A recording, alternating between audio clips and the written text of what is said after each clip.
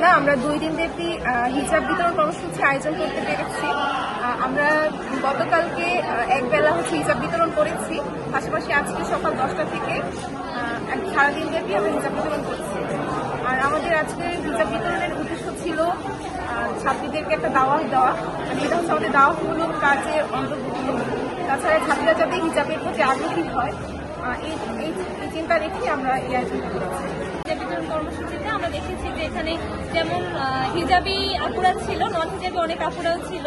তো আমাদের মূল উদ্দেশ্য হচ্ছে যাতে আমরা সকল ছাত্রী বোনদের মাঝে এই বিষয়টা দিতে পারি যে হিজাব আসলে আমাদের মানে উন্নতির বা অগ্রগতির কোনো প্রগতির অন্তরায় নয়।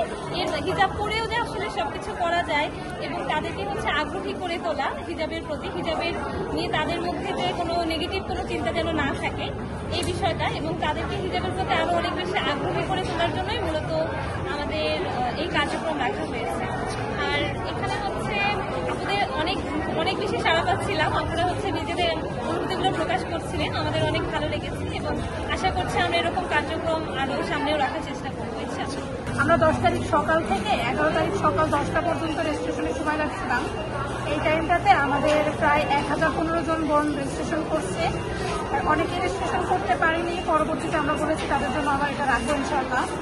আর যারা রেজিস্ট্রেশন করছে প্রায় তারা সবাই আমাদের থেকে হিজাব কালেকশন করছে 2 দিনে।